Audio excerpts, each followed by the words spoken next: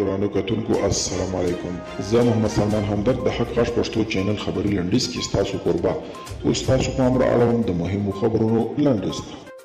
پاکستان ادعا کړې ده چې هند یې پر وړاندې افغان خاوره کاروي. د پاکستان د بهرنیو چارو وزارت او پوځ په یوه ګډه خبري غونډه کې ویلي چې هند په پاکستان کې له ګڼو ترهګرو ډلو ملاتړ کوي او په خبره یې هندي استخبارات له هند او افغانستان په پاکستان کې فعالیتونه ترسره کوي.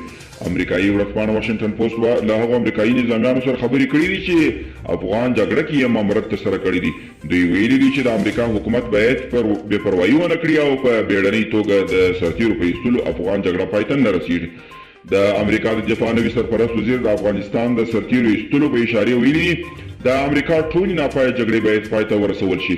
کریسټوفر میلر د پنټاګون کارکوونکو ته په یوه لیکلي لیک کې ویلي چې دوی یو مهم ماموریت لري او هغه دا چې د امریکا ناپایه جګړې باید پای ته ورسوي. د نړۍ او افغانستان د پوهنتونونو 300 پروفیسورانو او څېړونکو په یوه ګډ لیک کې پر تعلیمي او تحصیلي مرکزونو د بریدونو د مخنیوي غوښتنه کړې ده.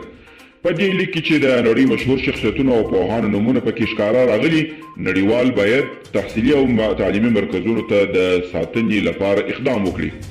او نیویارک ټایمز وایي اوس چټکه تیاري روانه ده چې په راتلونکي میاشت کې له افغانستانه لوړ شمېر امریکایي عسکر وایستل شي او ښایي روانه اونۍ ټرمپ په دې اړه خپله پرېکړه هم اعلان کړي.